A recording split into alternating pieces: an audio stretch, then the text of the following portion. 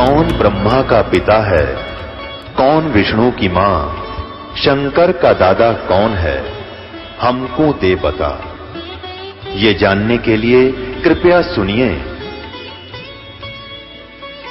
जगत गुरु तत्वदर्शी संत रामपाल जी महाराज के अमृत वचन सर्व पवित्र धर्मों के पवित्र शास्त्रों के आधार पर। ये सभी प्रमाण शास्त्रों में पूर्व प्रमाणित हैं और विद्यमान हैं। स्पष्ट लिखा है कि ब्रह्मा को नहीं मालूम मैं कहां से उत्पन्न हुआ, तुक्के मार रहा है आगे के, वो कौन है, वो श्री हरि है, फलाना है। अब जो अपनी स्थिति ये बता रहा है कि मैं कमल के फूल पर सचेत हुआ, मुझे नहीं मालूम मैं कहां से आया। फिर मधु और कैटब नाम के दो राक्षस आए। पहले 1000 वर्ष तक तो खोज की उस कमल के डंठल की, ये कहां टिका हुआ, कहीं नहीं पाया। अब अगर इस विष्णु के नाभि से कमल होता, विष्णु की नाभि से कमल नहीं था, वो विष्णु काल है, उसने अपनी नाभि से कमल बनाया हुआ था। और फिर इतने में मधु कैटब आए, उनके डर के मारा ये नीचे उतरा। आगे विष्णु अचेत पड़ा था शेष सैया पे, शेष नाग के ऊपर बेहोश पड़े थे, उसमें से एक शक्ति निकली और उसके बाद ये होश में आया और फिर मधु कैटब के साथ इनका युद्ध हुआ। 5000 वर्ष तक तो ये लड़ते रहे और मधु कैटब को नहीं मार पाए। जब योग निद्रा भगवान विष्णु के शरीर से अलग होकर योग निद्रा के, ये तो बेहोशी शक्ति एक इनके अंदर डाल रखी थी, आकाश में विराजने लगी, तब तुरंत ही श्री हरि उठ बैठे, ये विष्णु जी उठ बैठे। उन्होंने मधु और कैटब के साथ 5000 वर्ष तक बड़ी घमासान लड़ाई हुई। तब वे दैत्य मरे। कैसे मरे? पहले देवी के कटाक्ष से मधु और कैटब मोहित हो गए थे। उसके बाद भगवान विष्णु ने गोद में लिटाकर उन्हें प्राणों से रहित कर दिया। अब वहां पर मैं और भगवान विष्णु दो थे, वही रुद्र भी प्रकट हो गए। ये देख लो, वही ये रुद्र अर्थात ये त्रिलोकीय शिव भी आ गया। हम तीनों को भगवती अध्याशक्ति ने के दर्शन हुए। उन्हें देखकर मन मुग्ध हो गया, उनकी उत्तम स्तुति की। तब वे आदि शक्ति हम लोगों से कहने लगी। देवी ने कहा, ब्रह्मा विष्णु और महेश्वर, ये रुद्र को महेश्वर भी कहा, ये ध्यान से देखना। तुम भली भांति सावधान होकर अपने अपने कार्य में संलग्न हो जाओ। सृष्टि स्थिति और संहार ये तुम्हारे कार्य हैं। इन महान पराक्रमी दैत्यों का निधन हो जाने पर अब तुम्हें अपना स्थान बनाकर शांतिपूर्वक निवास करना चाहिए। अब क्या बोलते हैं ब्रह्मा जी? कहते हैं कि भगवती अध्यास शक्ति की यह वाणी बड़ी मधुर सुंदर और सुखप्रद थी। हमने वह स्पष्ट सुनी। हम लोगों ने उनसे कहा, माता, अब माता कह रहे हैं, हम किस प्रकार इन प्रजाओं के सर्जन आदि कार्य करने में सफल हों। विस्तृत भूमि का अभाव है, सभी स्थान जल मगन है, पंचभूत कुछ भी नहीं है। अब क्या कहती है फिर ये माई ने आगे कहा, माता हम किस प्रकार इन प्रजाओं के सर्जन कार्य करने में सफल हों। विस्तृत भूमि का अभाव है, सभी स्थान जल मगन है, पंचभूत एवं गुण ये सब समाप्त हैं। पंचभूत एवं गुण तन्मात्र इंद्रियां चाहिए, परंतु उनका भी अभाव है। हमारी बात सुनकर उन कल्याण स्वरूपिणी भगवती का मुखमंडल मुस्कान से भर गया। इतने में एक सुंदर विमान आकाश से उतरा। तब उन देवी ने हमें आज्ञा दी, देवता और निर्भीक होकर स्वेच्छा पूर्वक इस विमान में प्रवेश कर जाओ। ब्रह्मा विष्णु और रुद्र, आज मैं तुम्हें एक अद्भुत दृश्य दिखलाती हूँ। हमने भगवती की बात सुनकर उसे श्रोधार्य कर लिया।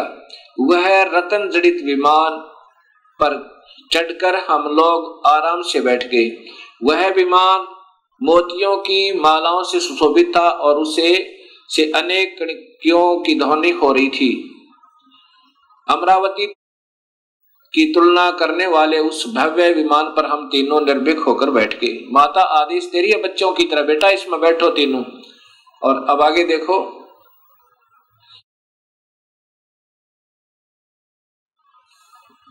हम तीनों देवताओं को उस पर बैठे देखकर देवी ने हमसे सामर्थ्य से विमान को आकाश में, अपने सामर्थ्य से विमान को, अपनी शक्ति थे, इन देवताओं के बस की बात नहीं थी विमान को आगे चलाना, देवी ने अपने सामर्थ्य से विमान को आकाश में उड़ा दिया।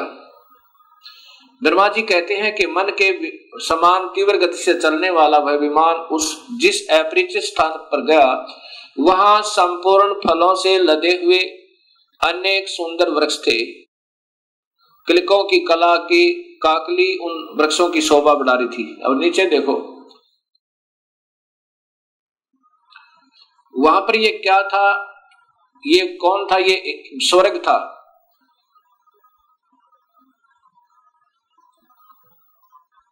अक्षण भर के बाद वह दूसरे सुंदर प्रदेश में पहुंच गया। वहां हमने देखा अनुपम नंदन वन, पराजित सघन छाया। ये कौन थी, ये सैकड़ों अश्वराएं, यक्ष, गंधर्व आदि ये सब, ये देखा तो वहां महाभाग इंद्र भी थे। ये महास्वर्ग ब्रह्मलोक में काल ने एक और बना रखा है, उसको ये ओम नाम के जाप करने वाले योगी इस महास्वर्ग में पहुंच जाते हैं। इस देवी भागवत महापुराण को आगे समझने से पहले हमने इस ब्रह्मांड का चित्र देखना होगा। इसके बाद आपके तुरंत समझ में आएगा। ये एक ब्रह्मांड का चित्र आप देखिएगा। ये स्थान है ब्रह्मलोक। ये जो स्थान है ये ब्रह्मलोक कहलाता है। ये एक ब्रह्मांड है। पहले ये देखिएगा, इसमें यही काल तीन रूपों में रहता है। ये महाविष्णु रूप में, और ये महाशिव रूप में, और यहाँ महाब्रह्मा रूप में, और यहाँ पर ये शेरा वाली प्रकृति देवी भी रहती है। ये इसका भी एक कोने में अलग स्थान है इसी ब्रह्मलोक में। और यहीं पर एक स्वर्ग लोक बना रखा है, इंद्र का लोक, अलग इंद्र जो है इस स्थान पर सबसे पहले एक कोने में। ये बहुत लंबा चौड़ा है। और यहाँ पर यहाँ पर आते हैं ये ब्रह्मा विष्णु महेश, और ये पहले ब्रह्मा लोक में आते हैं। पहले ब्रह्मा को देखता है, ब्रह्मा दूसरा नजर आता है, फिर इधर फिर विष्णु के लोक में आते हैं, फिर माया के पास आते हैं। ये अभी देवी भागवत महापुराण आपको आगे सिद्ध करेगी। असीम कृपा प्रभु की हुई है भक्तात्माओं अपने ऊपर कि ये शास्त्रों में छुपी हुई सच्चाई समाज के सामने आ रही है, और इसी की तलाश करके योगी जन वेदों का अध्ययन कर मर गए, क्योंकि उनको सूक्ष्म वेद का ज्ञान नहीं था। और सूक्ष्म वेद के ज्ञान बिना ये बात समझ में नहीं आ सकती। ये स्वयं कबीर परमेश्वर ने ही स्वयं आकर अपनी वाणी, साधारण वाणी के द्वारा सरल भाषा में इस वेदों का भी और गीता जी का एक सत्य ज्ञान दिया था। लेकिन वो साधारण भाषा होने के कारण हम उसको यकीन नहीं कर पाए उन पर। अब इंद्र महास्वर्ग से आगे, यानी इंद्र के लोक से आगे ब्रह्मलोक की तरफ प्रस्थान किया। इतने में हमारा विमान तेजी से चल पड़ा और दिव्य धाम ब्रह्मलोक में जा पहुंचा। संपूर्ण देवता उस नगर के सामने मस्तक झुकाया करते थे। वहां एक दूसरे ब्रह्मा विराजमान थे। उन्हें देखकर भगवान शंकर और विष्णु को बड़ा आश्चर्य हुआ। अब यहां देखना है कि दूसरा ब्रह्मा भी विराजमान थे वहां पर, और ये दास सिद्ध करना चाहता है आपको कि वो कौन है। आगे देखिएगा। इतने में मन के समान तीव्र गति से वह विमान तुरंत वहां से चल पड़ा और कैलाश के सुर में शिखर पर पहुंचा। वहां क्या देखा कि हमने विमान के पहुंचते एक भव्य भवन से त्रिनेत्र धारी भगवान शंकर निकले। एक शंकर और निकला। वे नंदी वृषभ पर बैठे थे। उनके 5 मुख थे और 10 भुजाएं थी। मस्तक पर चंद्रमा आदि थे। उसके बाद आगे देखो,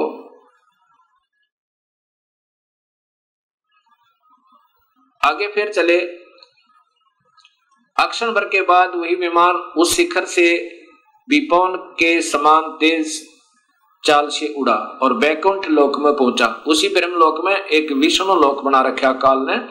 ये देखो नीचे, कि वहां पर कमल लोचन श्री हरि विराजमान थे। कमल लोचन श्री हरि विराजमान थे अर्थात एक विष्णु और वहां पर था। अब ये तीनों देवता विमान में बैठे हुए जा रहे हैं और दूर से देख रहे हैं, एक ब्रह्मा और है, एक विष्णु और है, एक शिव और है। उसके बाद कहते हैं कि ब्रह्मा जी बता रहे हैं कि हमारा विमान बहुत तेज गति से चला और कहां पहुंचा, जहां पर एक बहुत सुंदर औरत बैठी थी और उसको देख करके हमने सोचा कि ये कौन है, ये देवी कौन है।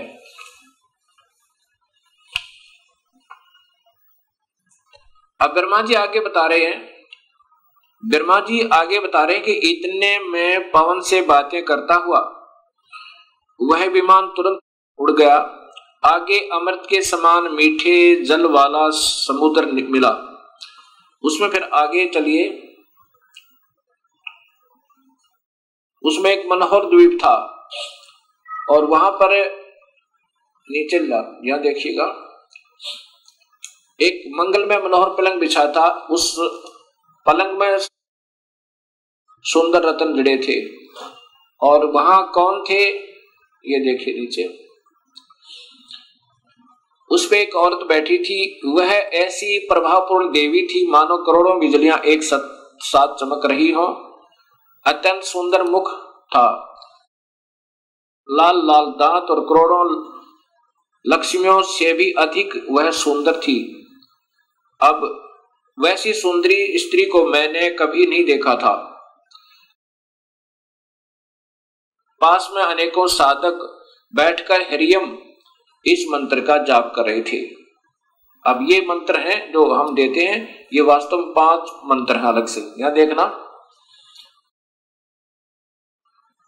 उसके हजारों नेत्र, हजारों हाथ, हजारों मुख आदि आदि। हम आपस में कहने लगे यह सुंदरी कौन है। हम आपस में वही ठहरे रहे और आपस में कहने लगे कि यह सुंदरी कौन है, इसका क्या नाम है। हम इसके विषय में बिल्कुल अनभिज्ञ हैं। अपनी मां के बारे में भी तीनों देवताओं को नहीं मालूम। दूसरे दूर से देखने पर वे कितनी सुंदर प्रतीत हो रही है, यहां देखना आगे। फिर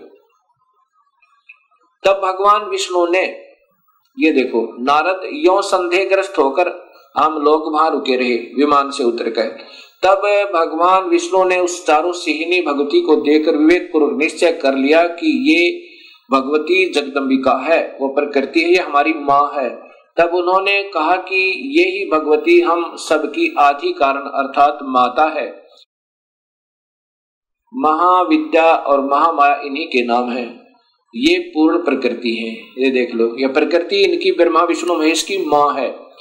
और यहां स्वयं बताते हैं, ये भगवान विष्णु कह रहे हैं पर कि मैंने जब देखा था मैं छोटा सा था, परले वर्ण में मुझे दर्शन हुए थे इस देवी के, उस समय मैं छोटा सा था। ये वही संपूर्ण संसार की कारण है, ये वही देवगना है जिनके पर्यावरण में अर्थात जो पानी ही पानी था मुझे दर्शन हुए थे। उस समय मैं बालक रूप में था। विष्णु जी कह रहे हैं मैं बालक रूप में था। ये वही देवी भागवत महापुराण गीता प्रेस गोरखपुर से प्रकाशित है। भक्तात्मा, अभी तक हमारे अधूरे गुरु, जब हम उनसे प्रश्न किया करते थे कि ब्रह्मा विष्णु महेश के माता पिता कौन है, वो कहा करते ये तो अजर है, अमर है, इनके कोई माता पिता नहीं है, ये तो अजन्मा है। और ये स्वयं देवी भागवत महापुराण में स्वीकार करते हैं कि हम तो जन्म मरण में हैं। मैं ब्रह्मा विष्णु और रुद्र, हम तो जन्म मरण में है, तुम ही नित्य हो, तुम ही अविनाशी हो, हम अविनाशी नहीं है। अब देखिएगा आपके सामने तीसरा स्कंद ही चल रहा है, यहां ये चल रहा है तीसरा स्कंद।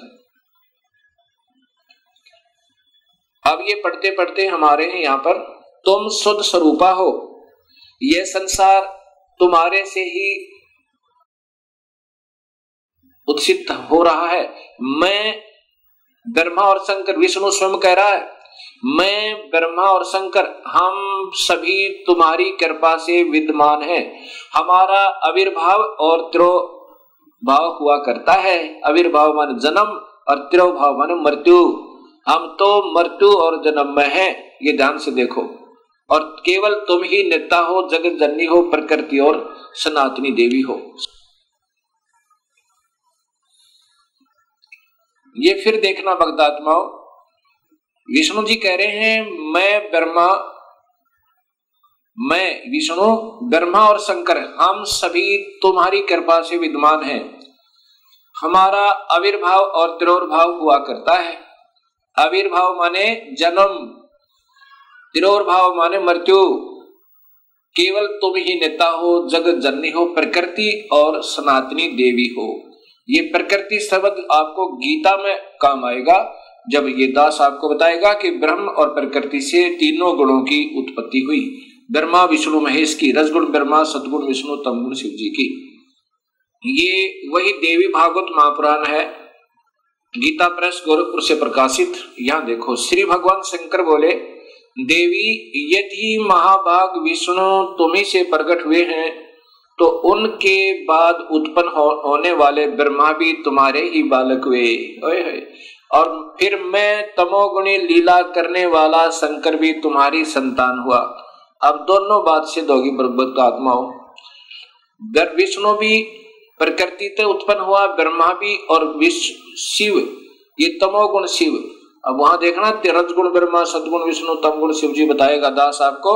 मैं तमोगुण लीला करने वाला शंकर भी तुम्हारी संतान हुआ, अर्थात मुझे भी उत्पन्न करने वाली तुम ही हो।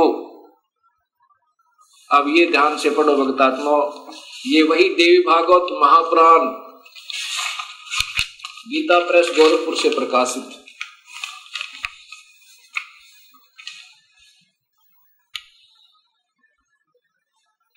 संपादक हनुमान प्रसाद पोदार, चिमन लाल गोस्वामी।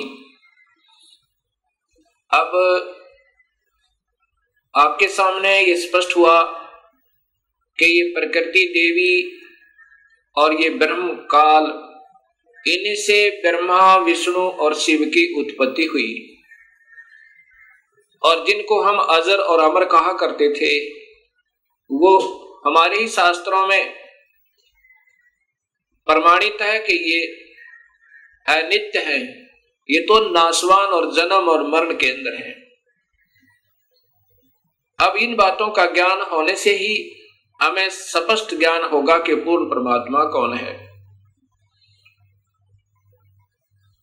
अब उसके बाद क्या होता है, काल ने, ब्रह्म ने कहा था कि जब ये बच्चे सियाने हो जाएं, इन तीनों को सागर मंथन पर भेज देना और वहां पर जो वस्तु निकले इनको देना। सबसे पहले अब देवी ने क्या किया कि तुम तीनों अब विमान में बैठो और जाओ अपने अपने स्थान पर, ये विमान तुम्हें वहां छोड़ देगा। ब्रह्मा को ब्रह्मालोक में, जैसा भी आपने ब्रह्मांड का चित्र देखा था, अलग से ब्रह्मालोक, विष्णुलोक, शिवलोक बने हुए हैं। इस ब्रह्मांड में ये पहले ही रचित है और इनको ऐसे ही एक बहुत लंबे चौड़े समुद्र पर, जल के समुद्र पर, वहां अपनी शक्ति से रखा हुआ था। किनको? ब्रह्मा विष्णु महेश को। तब ये तीनों अपने अपने लोक में पहुंचे। फिर आदेश हुआ प्रकृति देवी का कि तुम तीनों अब सागर मंथन करो। तीनों ने मिलकर सागर मंथन किया। इस ब्रह्म भगवान ने, काल भगवान ने पहले ही समुद्र के अंदर एक कूर्म का रूप धारण करके अपने ऊपर सुमेरु पर्वत को टिका लिया और उसमें इन जाकर तीनों ने शेष नाग के उसे रस्से थे उसका मंथन किया, ऐसे जैसे पहले पुराने समय में दूध रिड़कते थे ऐसे। उसमें से वेद निकले। वेदों को ब्रह्मा ने पढ़ा और वेदों में पाया कि पूर्ण परमात्मा कोई और है जिसने सृष्टि रची हुई है। वही जग का करता है, उसकी उपासना करनी चाहिए, वो आकार में है। उससे पहले ये तीनों बालक अपनी मां से पूछा करते थे कि मां हमारा पिता कौन है। तब ये प्रकृति देवी कहा करती थी कि तुम्हारा कोई पिता नहीं, कोई तुम्हारी मां नहीं, मैं ही तुम्हारा पिता और मैं ही तुम्हारी मां हूं। क्योंकि काल भगवान ने, ब्रह्म ने, उस महाब्रह्मा, महाविष्णु, महाशिव रूप में रहने वाले उस गुप्त काल ने प्रकृति देवी को सख्त आदेश दिए थे कि मेरा भेद मत बताना, और बता भी देगी तो मैं किसी भी योग विधि से, किसी वेद विधि से नहीं प्राप्त हो सकता। मैं किसी को आकार रूप में कभी दर्शन नहीं दूंगा, अपने वास्तविक स्वरूप में कभी दर्शन नहीं दूंगा, अर्थात मेरे लोक में ये कोई नहीं आ सकता। तो प्रकृति देवी इसलिए कहा करती थी कि बेटा तुम्हारा कोई बाप नहीं, कोई मां नहीं, मैं ही तुम्हारा पिता, मैं ही तुम्हारी मां हूं। जब ब्रह्मा ने पढ़ा कि वेदों में लिखा है कि परमात्मा कोई और है, सृष्टि रचनहार, और उसको पाया जा सकता है ओम नाम के जाप तय, ऐसा उसने सोचा कि ओम का नाम लिखा है और ध्यान लगाऊंगा, मेडिटेशन को अधिक करूंगा, प्रभु प्राप्ति होगी। तब ब्रह्मा ने कहा कि मां आप कहा करती थी कि हमारा कोई पिता नहीं, वेदों में लिखा है कि परमात्मा आकार में है और वही पूर्ण परमात्मा ही सारी सृष्टि का रचनहार है। उसके पाने का ओ मंत्र भी लिखा है, यही मंत्र है जो उसको पाने का ऐसा ही होगा। ऐसा विचार करके ब्रह्मा ने कहा कि मैं पिता के दर्शन करूंगा। माई ने कहा कि बेटा वो तुम्हें कभी दर्शन नहीं देगा, तुम्हारा पिता। ब्रह्मा ने कहा कि मां अब आपकी बातों पर विश्वास नहीं होता, मैं पिता की तलाश करूंगा, अर्थात परमेश्वर को ढूंढूंगा। माई ने कहा कि यदि तुम्हें पिता नहीं मिला तो क्या करेगा। ब्रह्मा ने कहा कि मैं फिर वापस नहीं आऊंगा, दर्शन नहीं दूंगा आपको। ऐसा सोचकर, ऐसा कहकर ब्रह्मा वहां से चल पड़ा। एकांत स्थान पर जाकर 4 युग तक मेडिटेशन किया, ध्यान किया, ओम नाम का जाप किया। प्रभु प्राप्ति नहीं हुई। अब शर्मिंदा वापस नहीं आ रहा है। तब आकाशवाणी काल ने की प्रकृति देवी को कि सृष्टि प्रारंभ करो, जीवों की उत्पत्ति करो। तब प्रकृति देवी ने कहा कि तेरा जेठा बेटा, ज्येष्ठ पुत्र ब्रह्मा आपकी तलाश में हट करके गया हुआ है। तब निरंजन ने कहा कि मैं कभी किसी को किसी भी वेद विधि, वर्णित विधि से कोई दर्शन नहीं दूंगा, मेरी प्राप्ति नहीं हो सकती, उसको वापस बुलाओ। तब प्रकृति देवी ने अपनी शब्द शक्ति से एक लड़की उत्पन्न की, उसका नाम गायत्री रखा और कहा बेटी जा ब्रह्मा को समाधि से उठा कर ला, उसको कहना कि तेरे बिना सृष्टि रचना अधूरी है और आप वापस चलिए। अब वो गायत्री देवी जब वहां पहुंची ब्रह्मा के पास, ब्रह्मा के चरण छुए, ब्रह्मा का ध्यान भंग हुआ। तब उसने देखा कि सामने एक लड़की खड़ी है। ब्रह्मा गुस्से में आकर कहता है कि तूने मेरा तप भंग कर दिया, तू कौन पापचारिणी आ गई, मैं तुझे श्राप देता हूं। तब उस गायत्री ने कहा कि पहले मेरी बात सुन लो और फिर मेरा दोष हो तो मुझे श्राप देना।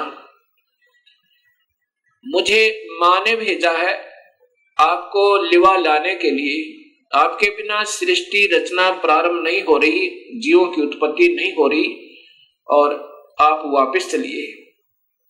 तब ब्रह्मा जी ने कहा कि गायत्री कैसे चलूं मैं मां के पास, मुझे शर्म लगती है, पिता के दर्शन हुए नहीं और मैं कहकर आया था कि मां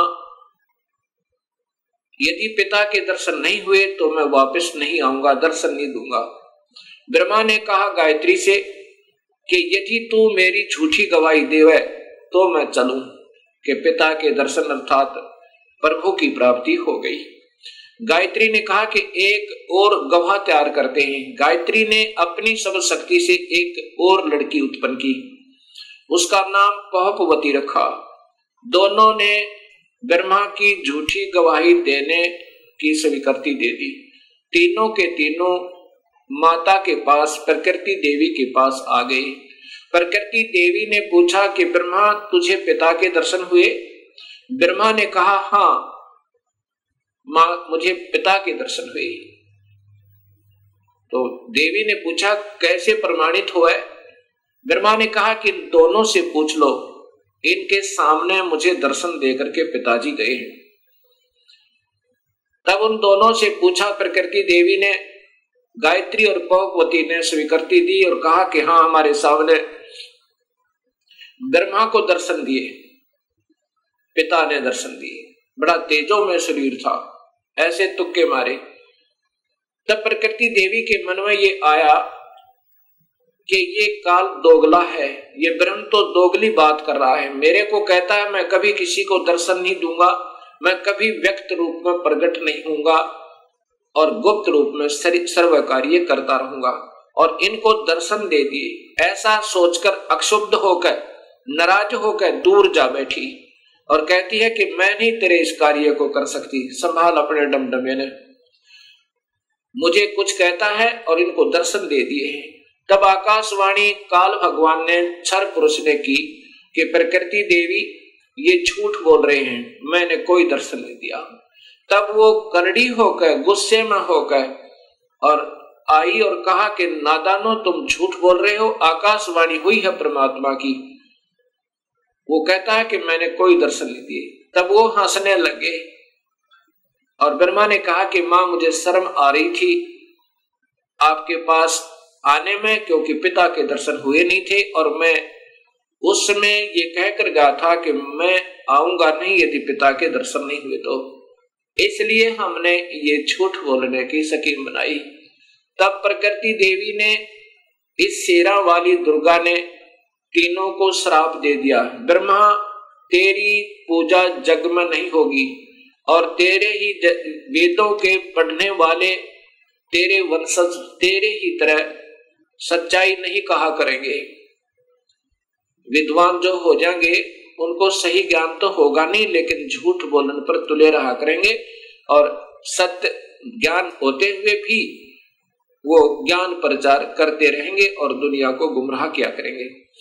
पर उसको गायत्री को श्राप दिया कि तू गाय बनेगी, तेरे कई पति होंगे जैसे सांड, और पहुपति को श्राप दिया कि तू गंदी स्थान पर उत्पन्न होने वाली जड़ी बूटी बनेगी।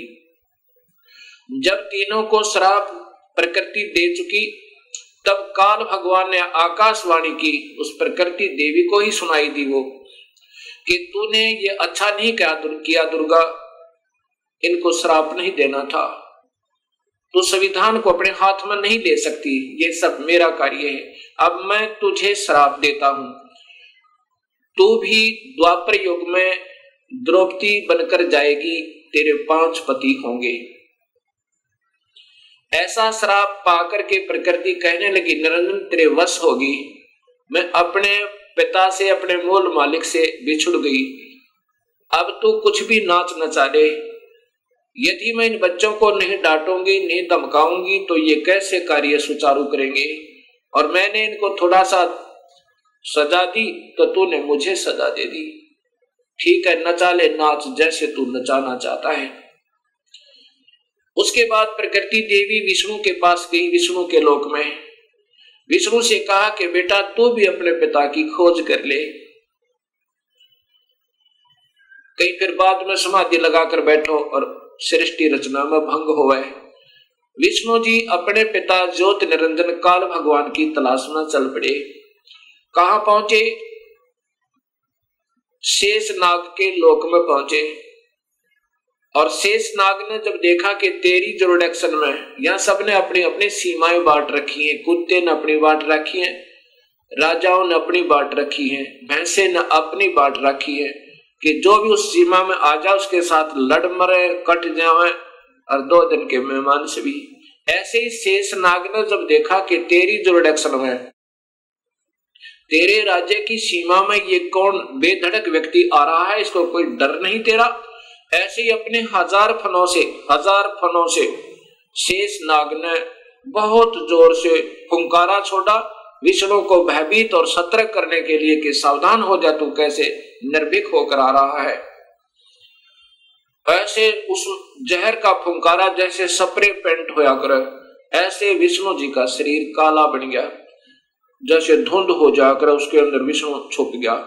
उस शेष नाग के विष के फवारे तय विष्णु जी का शरीर विग्रह काला हो गया, सांवला हो गया। जब विष्णु जी ने देखा कि इस नादान कीड़े ने, इस नादान सर्प ने ये क्या जुल्म किया, मैंने इसका क्या बिगाड़ा था, मैंने तो इसको कुछ कहा भी नहीं था, इसने ऐसे मेरा स्वरूप बिगाड़ दिया, अब इसको ठीक करता हूं, इसको गढ़ता हूं। ऐसा सोचकर उस नाग को समाप्त करने के लिए विष्णु आगे बढ़ने लगा। उसी समय आकाशवाणी हुई ज्योत निरंजन की, काल की, कि विष्णु अब इसको कुछ मत कहे शेष नाग को, अगर ऐसे तुम लड़ने मरने लगे तो सृष्टि कैसे प्रारंभ होगी। अब इसको कुछ मत कहे, द्वापर युग में ये काली देह में हो जाएगा, जन्म लेगा, इसका अवतार होगा और तय उस समय कृष्ण बनकर जाएगा, उस समय इससे अपना बदला ले लेना। अब तू वापस जा और अपनी मां को स्पष्ट बता दे, झूठ मत बोलना, मैं कभी किसी को दर्शन नहीं दूंगा और ना ही मेरे कोई दर्शन कर सकता, किसी भी वेदों वर्णित विधि से, यज्ञ से, तप से, जप से नहीं कर सकता। यदि झूठ बोलेगा तो तेरा हाल भी ब्रह्मा जैसा हो जाएगा, वापस जा। ऐसी आकाशवाणी सुनकर विष्णु जी वापस चल पड़े, मां के पास आए। माता ने पूछा, क्यों पुत्र, पिता के दर्शन हुए? विष्णु जी ने कहा, नहीं मां, मुझे दर्शन नहीं हुए। इस बात को सुनकर ये जगदम्बिका दुर्गा बड़ी प्रसन्न हुई और विष्णु को सीने से लगाया और कहा, पुत्र तू सतवादी होगा और तुझे मैं यहाँ पालन पोषण और स्थिति का विभाग देती हूँ और अब मैं तुझे अपनी कृपा से तेरे पिता के दर्शन कराती हूँ। देख शरीर में ध्यान लगाकर और पहुंच जा सहस्रार कमल में। सहस्रार कमल में जो ज्योत प्रकाश दिखाई दे रहा है वो 1000 ज्योतियां, बस ये तेरे पिता का स्वरूप है, ये ज्योत स्वरूपी निरंजन है। ऐसे इन सबको बहका रखा है। विष्णु जी अपने पिता के प्रकाश रूप में दर्शन करके बड़ा प्रसन्न हुआ। उस अंदर प्रकाश देख के, ये मेडिटेशन करने वाले अंतिम उपलब्धि केवल ज्योत बताते हैं, वो ज्योत स्वरूपी वही तो काल है और उसी को देखकर सब प्रसन्न हो जाते हैं। उसके बाद यही माई शिव जी के पास गई, शंकर जी के पास गई। शंकर जी से कहा, बेटा तू भी अपने पिता की तलाश कर ले, तेरे 2 भाइयों को तो मिला नहीं। शिव जी ने कहा कि हे मां, जब मेरे 2 बड़े भाइयों को नहीं मिला पिताजी, तो मैं तो कोशिश ही नहीं करता, परंतु मां मेरी एक प्रार्थना है। तो माता ने कहा कि बोलो क्या चाहते हो? कि मुझे जन्म मरण रहित कर दे, मुझे अमर कर दे मां, मैं तो यही मांगता हूं आपसे। तब मां ने कहा, प्रकृति देवी दुर्गा ने कहा कि बेटा ये नहीं हो सकता, जो पैदा हुआ है इस 21 ब्रह्मांड में उसका जन्म होगा, जो जन्म हो गया उसकी मृत्यु होगी, जो पैदा हुआ उसकी मृत्यु होगी और जो मर गया उसका पुनर्जन्म अवश्य होगा, चाहे किसी भी योनि में कर्म आधार पर वो चाहे। अमर नहीं कर सकती। पुत्र में एक विधि बता सकती हूं जिसके कारण तेरी आयु सबसे ज्यादा हो जाएगी। भगवान शिव ने कहा कि मां ऐसी ही कृपा कर दो। तब देवी ने कहा कि पुत्र तू ज्यादातर मेडिटेशन करया करे और मेडिटेशन करते करते अपने श्वासों को, प्राणों को 10वें द्वार पर स्थिर कर दिया कर, श्वास कम से कम आने दिया कर और ठंडे क्षेत्र में रहा कर ताकि तेरा शरीर खराब ना होए। उसके बाद भगवान शिव ज्यादातर ध्यान समाधिस्थ रहते हैं और अपने श्वासों को रोक लेते हैं। श्वासों के आधार पर ही ये सब प्राणियों की आयु निर्धारित है। उसके बाद फिर इन तीनों से कहा कि तुम जाओ सागर मंथन करो। पहले माई ने कहा कि तुम मेरे से सृष्टि रचना करो, मुझे ही पत्नी बनाकर तुम तीनों यहाँ के सृष्टि रचना करो। तब इन तीनों ने कहा, हे माँ, माता नार पुत्र की होई, हे जननी ये कहाँ अगत होई। तब माँ ने कहा कि बेटा मैं तुम्हारी परीक्षा ले रही थी और ये देख रही थी तुम भी अपने पिता की तरह ही ऐसे हो या तुम्हारे अंदर कोई विवेक है। ठीक है, तुम जाओ फिर सागर मंथन करो। अब दूसरी बार फिर सागर मंथन किया। जब सागर मंथन किया उसमें 3 रूप माई नहीं अपने बनाए इस दुर्गा ने। ये सिद्धि होती है, एक सिद्धि वो चोलेदार है, चोले माने शरीर। 3 रूप बनाए और 3 लड़कियों के रूप में बाहर आई। वो तीनों के तीनों ब्रह्मा विष्णु महेश तीनों लड़कियों को लेकर के माँ के पास आए। माता ने पूछा कि पहले कौन सी निकली थी, कि ये, उसका नाम सावित्री रखा, वो ब्रह्मा से ब्याह दी। दूसरी का नाम लक्ष्मी रखा, वो विष्णु से ब्याह दी। और तीसरी का नाम उमा रखा, वो शिव से शादी कर दी। और तीनों से कहा कि अपनी अपनी पत्नियों को लेकर अपने अपने लोक में जाओ और अब ये सृष्टि प्रारंभ करो। यहां से ये काल सृष्टि प्रारंभ हुई। अब इसी का प्रमाण आपको देवी भागवत महापुराण में देता हूं, तीनों की शादी का।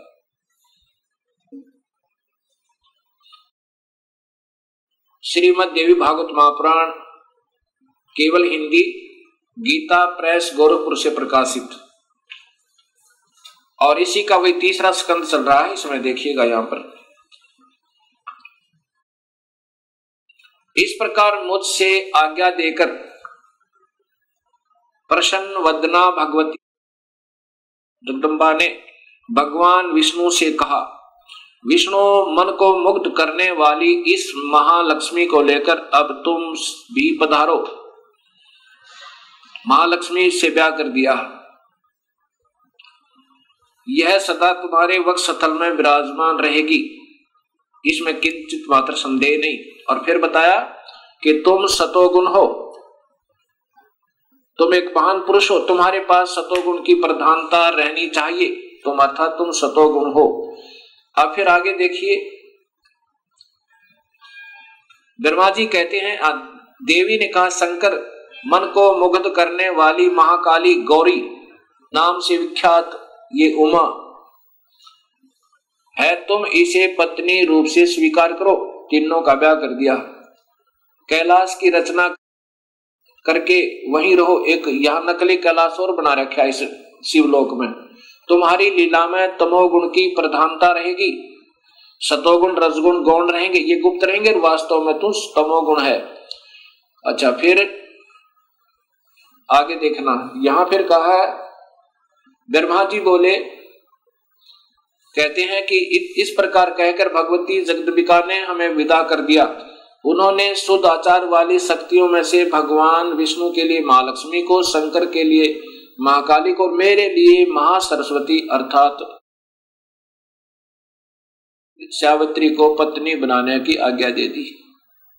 अब तीनों का ब्याह कर दिया। दूसरे स्थानों पर हम तीनों की पुरुष रूप से प्रतिष्ठा हुई। ये फिर हम भगवान बन गए 3 लोग के। अब ये ऐसे काल सृष्टि प्रारंभ हुई।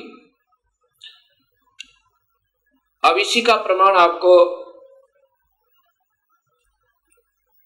गीता जी में देता हूं। गीता जी के अंदर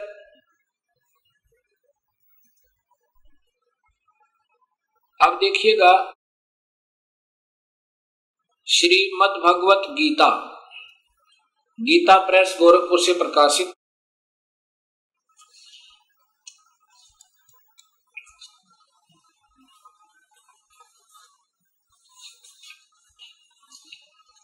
इसके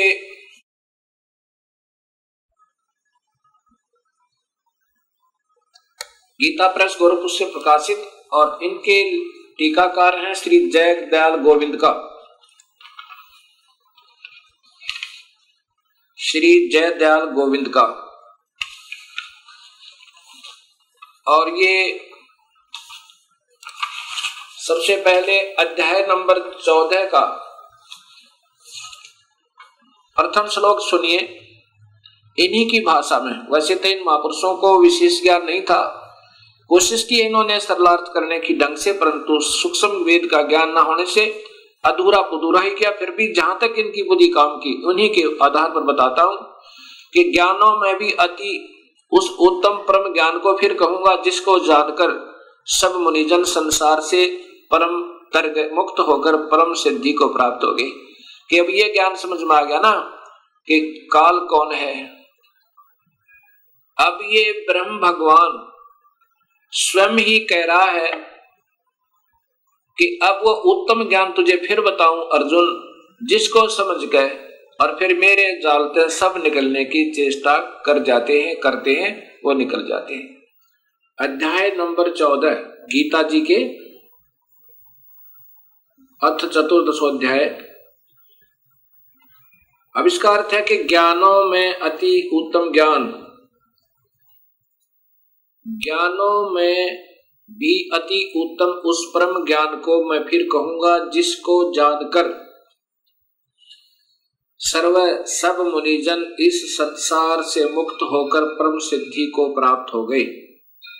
ये प्रथम श्लोक 14वें अध्याय का। अब द्वितीय श्लोक देखो।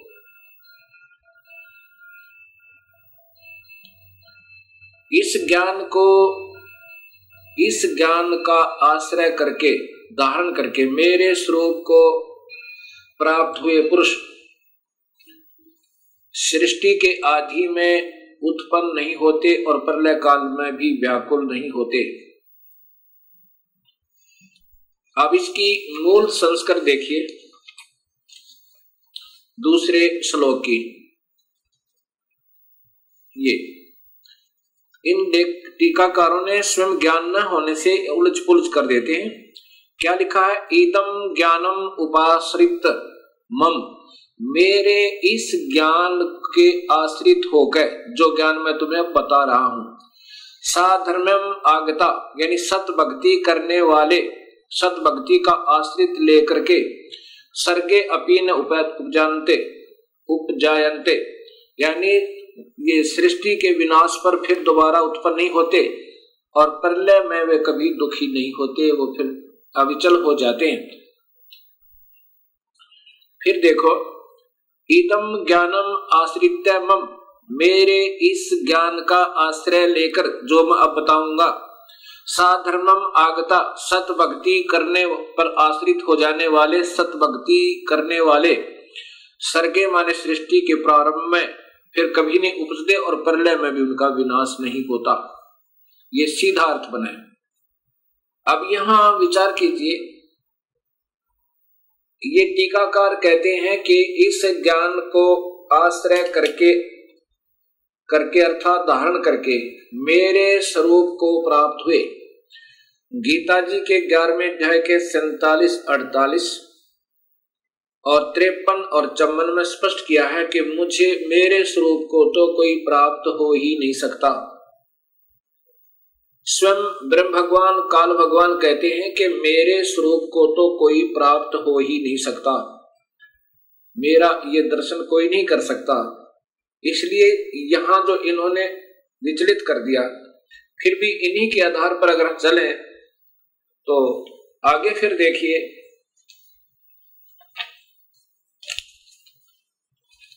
ये 14वें अध्याय का 3रा, 4था और 5वां श्लोक स्पष्ट करता है ब्रह्मा विष्णु महेश की उत्पत्ति और काल और प्रकृति से सृष्टि की उत्पत्ति। ये 3रा श्लोक है। मम योनि महत ब्रह्म तस्मिन् गर्भम ददामि अहम संभव सर्वभूतानां ततः भवति भारत। ये देखो, हे अर्जुन, मेरी महत प्रकृति तो भूत सर्वभूतों यानी प्राणियों की योनि अर्थात गर्भास्थान है। मैं उस योनि में चेतन समुदाय गर्भ को स्थापन करता हूं। ततः उसके संयोग से, जड़ चेतन जी आप लिख रहे हैं, उसके संयोग से सब प्राणियों की उत्पत्ति होती है। भूतानां मन प्राणियों की। अब चौथा श्लोक देखो। हे अर्जुन, नाना प्रकार की सब योनियों में जितने मूर्तियां अर्थात शरीरधारी प्राणी उत्पन्न होते हैं, ये प्रकृति, ये देखो ध्यान से, प्रकृति जो प्रकृति मैंने शब्द वहां बताया था आपको देवी भागवत महापुराण और शिव महापुराण में, ये वो प्रकृति दुर्गा है। दुर्गा तो उन सब की गर्भ धारण करने वाली माता है और मैं बीज स्थापन करने वाला पिता हूं।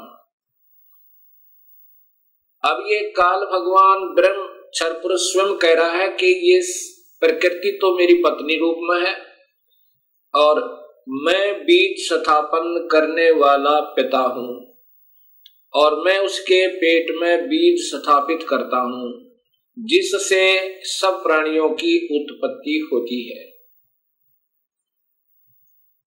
और इसी से प्रकृति से ही तीनों गुण उत्पन्न हुए, रजगुण ब्रह्मा, सतगुण विष्णु, तमगुण शिव जी। ये 14वें अध्याय का 5वां श्लोक देखिएगा।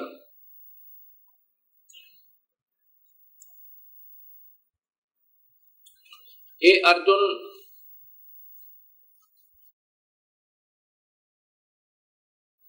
अर्जुन, सतगुण, रजगुण और तमगुण, सत्वम रजम तमः, सतगुण विष्णु, रजगुण ब्रह्मा, तमगुण शिव।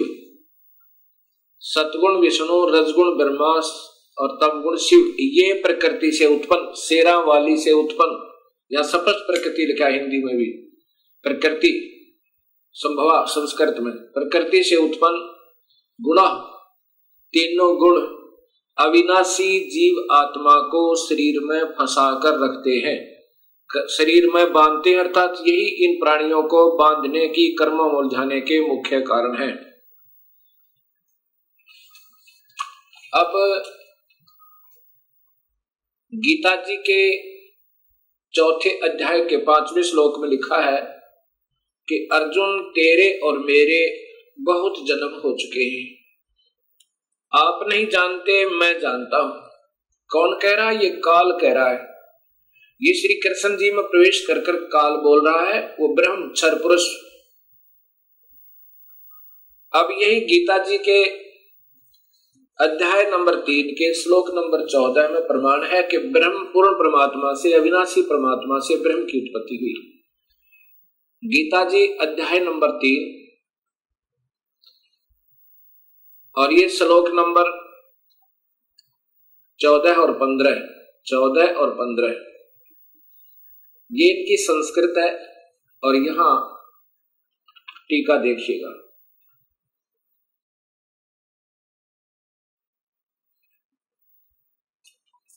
यहां से प्रारंभ होता है, भूतानी माने संपूर्ण प्राणी अन्न से उत्पन्न होते हैं, भवंती, अन्न की उत्पत्ति वृष्टि अर्थात वर्षा से होती है, वृष्टि वर्षा यज्ञ से होती है और यज्ञ होती है कर्म उद्भव है, शुभ कर्मों के कारण, भक्ति कर्मों के कारण, यज्ञ भक्ति शुभ कर्मों के कारण होती है। कर्म, ये देखो स्पष्ट क्या, कर्म को तू ब्रह्म हो, ब्रह्म माने काल भगवान ब्रह्म से उत्पन्न जान, इन्होंने वेद लिख दिया क्योंकि यहां काल लोक में फंसे तो हमें यह कर्म लगे। ब्रह्म और ब्रह्म यानी ब्रह्म, यहां ब्रह्म ही लिखना था, इन्होंने वेद लिख दिया। ब्रह्म यानी क्षर पुरुष को अक्षरम उद्भवम अविनाशी परमात्मा से उत्पन्न जान, इससे सिद्ध होता है कि वह सर्वगतम ब्रह्म, देखो यह ब्रह्म माने परमात्मा लिखा इन्होंने, तो वहां भी भगवान ही लिखना था, ब्रह्म लिखना था। सर्वगतम ब्रह्म, सर्वव्यापक परमात्मा, सर्वव्यापी वासुदेव, ये सर्वगतम ब्रह्म का अर्थ होता है सर्वव्यापक वासुदेव। वासुदेव परमात्मा से ही सदा ही यज्ञ प्रतिष्ठित है, वो वासुदेव, पूर्ण परमात्मा ही वासुदेव है। ये अपने भी थोड़े थोड़े मंडलों में भी वासुदेव है। गीता जी के अध्याय नंबर 3 के श्लोक नंबर 14-15 से दो बातें सिद्ध हुई। एक तो ये हुई कि काल की उत्पत्ति भी पूर्ण परमात्मा से हुई, ब्रह्म की उत्पत्ति क्षर पुरुष की। और दूसरी ये हुई कि वो सर्वगतम ब्रह्म, सर्वगतम का अर्थ होता है वासुदेव, सर्वव्यापक परमात्मा सदा ही यज्ञों में प्रतिष्ठित है, अर्थात उसी के निमित्त सभी शुभ कर्म किए जाने चाहिए।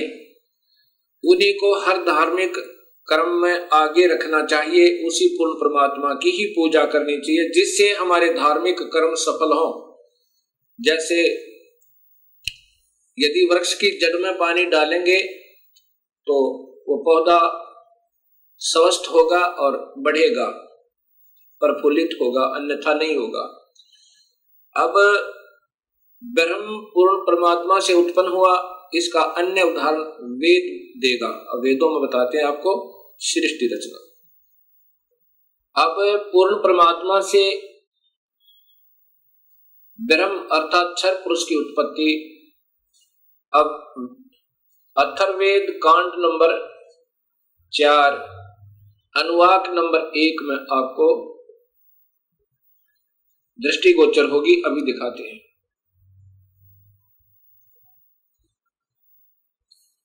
यह है अथर्ववेद संहिता सरल हिंदी भावार्थ सहित कांड नंबर 1 से 10। ये कांड नंबर 4 में आपको मिलेगा। ये देखिएगा, संपादक वेद मूर्ति तपोनिष्ठ पंडित श्रीराम शर्मा आचार्य, इनके द्वारा इनका टीका है। लेकिन इन महापुरुषों को ज्ञान न होने से अपने अपने तुक्के लगाए इन्होंने, फिर भी सच्चाई नहीं छुप पाई। क्या लिखा है? ये है अथर्ववेद चतुर्थ कांड। ये पहले तो हिंदी संस्कृत देखना। ब्रह्म ज्ञानम प्रथमम दृष्टादय विसीमित सुरुचो वेन आवय स बुद्धिन्या उपमा अस्य विष्ठा सत च योनिम असत वीव। अब दूसरे में इयम पित्रः राष्ट्री अग्रे प्रथमाया जनुषे भुनेष्टा तस्मात् सुरुचम हवराहरम धर्म श्रृणान्तो प्रथमाय धास्वे। अब तीसरे में देखना, पर्यो यजे विद्वानस्य बंधु विश्व देवानाम जनिमा विवक्त ब्रह्मण है उजबार है। ब्रह्मण पूर्ण परमात्मा से ब्रह्म ने ब्रह्म की उत्पत्ति हुई। इन्होंने भी कोशिश की है, देखिएगा। ये देखो, ये सलात करते करते इन्होंने क्या लिखा है, खूब कोशिश की है सब सुलझाने की, पर नहीं सुलझा इनसे। ब्रह्म से ब्रह्म, ब्रह्म है ब्रह्मण, ब्रह्मण माने पूर्ण परमात्मा से, ब्रह्म माने क्षर पुरुष की, ब्रह्म से ब्रह्म की उत्पत्ति हुई। ये वैसे तो क्या मारे वेद ज्ञान अथवा यज्ञ, ब्रह्म का यह अर्थ नहीं होता।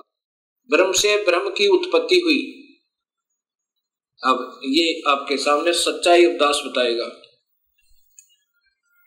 अथर्ववेद कांड नंबर 4 अनुवाक नंबर 1 के सूक्त 7 है। ये प्रथम सूक्त यानी श्लोक में क्या लिखा है, प्रथमम ब्रह्म, सर्व प्रथम यानी अनादि परमात्मा ने च माने प्रकट होकर, ज्ञानम माने अपनी सूझबूझ से, पुरुषार्थ माने शिखर में अर्थात सतलोक आदि, सतलोक अलखलोक अगमलोक अनामी लोक, स्वरुच सप्रकाशित विसीमित, उनकी कोई सीमा नहीं, सीमा रहित तो, यानी बहुत लंबे चौड़े बनाए। वे ने माने जुलाहे ने, वे माने बुनना, वे ने माने जुलाहा, उस बुनने वाले परमेश्वर ने, जुलाहे ने ताने की तरह कपड़े की तरह बुनकर आव माने सुरक्षित किया। जय तथा स माने उसी, बुद्धिन्या माने मूल मालिक ने, योनि माने मूल स्थान सतलोक के, उपमा माने सदृश्य, उसी के जैसे लोग नीचे के बनाए, लेकिन ये नासवान है, वो सथाई हैं, मिलते जुलते। अस्य माने यह सत, ये अक्षर पुरुष यानी परब्रह्म के लोग 7 संख ब्रह्मांड, जय तथा असत क्षर पुरुष ये काल के ब्रह्मांड 21 ब्रह्मांड आदि, वी वह माने न्यारे न्यारे स्थान, उन दोनों के न्यारे न्यारे स्थान, विष्ठा माने स्थापित किए। अब दूसरे में है इयम माने इसी, पित्रा माने जगत पिता परमेश्वर ने, एतु माने इस, अग्रह माने सर्वोत्तम, प्रथमाय माने प्राणंदनी, राष्ट्री माने राजेश्वरी अर्थात शक्ति अर्थात पराशक्ति को, उस परमेश्वर ने कबीर परमात्मा ने सबसे पहले इसी जगत पिता ने अर्थात ये सबका मालिक है, इस सर्वोत्तम सबसे पहले प्राणंदनी यानी अपनी एक शक्ति से अपनी एक माया तैयार की वहां पर, जिससे लड़की बनाई थी, उस आत्मा का को दुर्गा बनाया। वो जनों से माने उत्पन्न करके भुवनेष्ठा माने लोकों की स्थापना की, उसी माया से गरीबदास जी कहते प्राणंदनी एक शक्ति है जाकर सृष्टि आधार, और कबीर परमात्मा ने एक प्राणंदनी शक्ति अर्थात पराशक्ति राजेश्वरी शक्ति पराशक्ति को उत्पन्न करके और फिर सब लोगों को उसके आधार से स्थापित किया हुआ। तस्मा माने उसी परमेश्वर ने सोरोच अपनी सब इच्छा से, एतम माने इस प्रथमाया माने पराशक्ति के द्वारा आरंभ एक दूसरे के वियोग को रोके रखने अर्थात आकर्षण शक्ति से के शरणांतु कभी ना समाप्त होने वाले, धर्म माने दाव स्वभाव से दासवे माने रोका हुआ है। अब श्लोक नंबर 3 में पर माने सर्वप्रथम देवाना मान देवताओं व ब्रह्मांडों के जजे माने उत्पत्ति के ज्ञान को, विद्वान से माने जिज्ञासु भगत के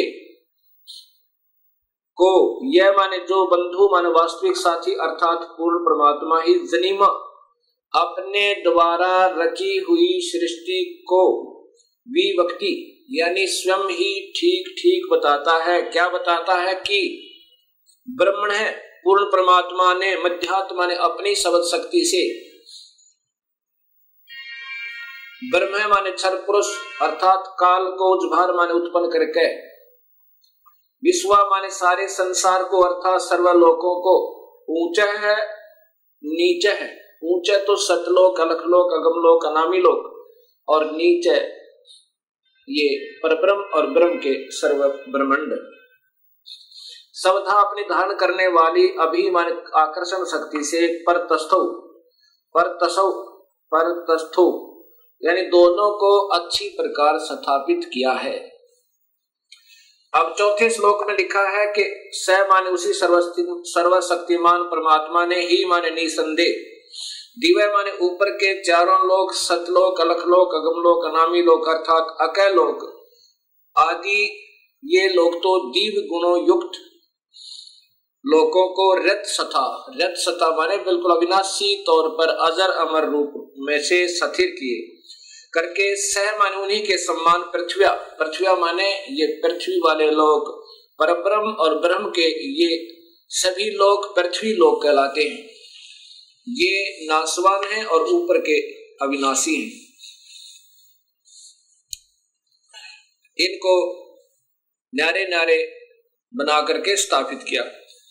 अब 5वें श्लोक में है कि स माने उसी बुद्धिन्यात मूल मालिक से अभि अग्रम सर्वप्रथम स्थान पर आश्रय माने ये माया अष्टंगी दुर्गा प्रकृति उत्पन्न, प्रकृति देवी जनों से माने उत्पन्न हुई, उसी परमात्मा से इस प्रकृति देवी की उत्पत्ति हुई।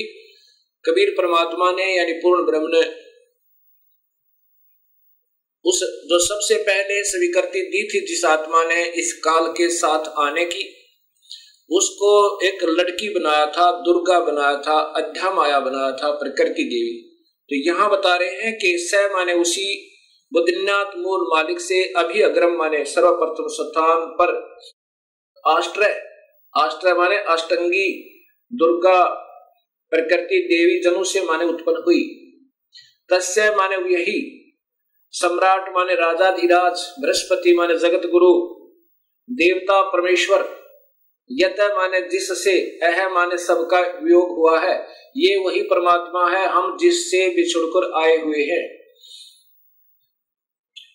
अथ माने इसके बाद, ज्योतिष माने ज्योत स्वरूप निरंजन अर्थात काल के, शुक्रम माने बीज से, वीर्य से, जनिष्ठ माने उत्पन्न होकर, विप्रा माने ये सभी भक्त आत्माएं, वी माने अलग से, अलग अलग, धूमंतु दुमंत का अर्थ है मनुष्य और स्वर्ग लोक में, इस लोक में, पाताल लोक में आदि, स्वर्ग लोक आदि में, वसंतो माने निवास करने लगी।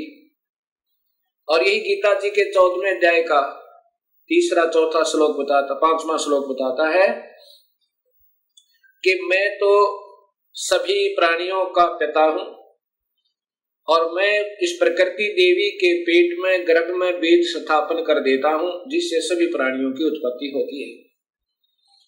और यही ये अथर्ववेद बता रहा है कि पहले तो हम उस परमात्मा से बिछड़े, पूर्ण परमात्मा से, और उससे वियोग होने के बाद फिर इस काल के और प्रकृति के संयोग तक हम ये न्यारे न्यारे रहने लगे, बस यहाँ अपना अलग शरीर बना। अब 6वां श्लोक बताता है कि पूर्व माने पहले वाले, नूनम माने निसंदेह, तत्व माने वह पूर्ण परमेश्वर ही, अस्य माने इस, काव्य माने शास्त्र अनुकूल साधक को, काव्य माने शास्त्र अनुकूल साधक को, जो विधिवत साध करता है को, वापिस माने वापिस, मह माने सर्वशक्तिमान, देवस्य माने परमेश्वर के, पूर्वस्य माने पहले के, धाम माने लोक अर्थात सतलोक में हिनोती भेज देता है। पूर्वे पहले वाले विशिते विशेष चाहे हुए, ऐसा माने इस परमेश्वर को, वह जजे माने सृष्टि उत्पत्ति के ज्ञान को जानकर जो भक्त आत्मा सतलोक पहुंच गया, फिर उसको ये पता चलता है कि मैं कैसे इस काल के जाल में फंसा था, कैसे हमने स्वयं ही स्वेच्छा से अपने मूल मालिक से हृदय हटाकर और इस काल के ऊपर आसक्त हुए थे, जिसके कारण हमने ये नाना कष्ट उठाने पड़े उस मृतलोक में जाकर।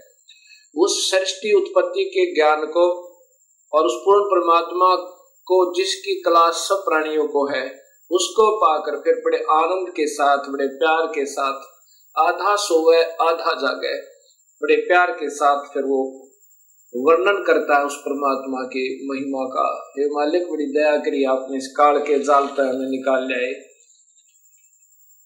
बहु अभिभूत आनंद साकम माने के साथ, अर्धः माने आधा, ससन सोता हुआ, इतथ्या माने इधिवत, इस प्रकार, नो माने सतीति करता है, सतुति करता है। गरीबदास जी महाराज जो हरियाणा में छुड़ानी के अंदर उनका प्रादुर्भाव हुआ है, उनको भी परमेश्वर कबीर साहब आए थे और सतलोक लेकर गए थे उस आत्मा को, और फिर उस अपनी प्यारी आत्मा को वापस भेजा था। तब उस परमेश्वर स्वरूप हुए परमात्मा के संपर्क में आने से गरीबदास जी महाराज ने कहा, गरीब अजब नगर में ले गए हमको सतगुरु आने, जल के ब्रह्म अगाध गति ही वहां सोते चादर ताने।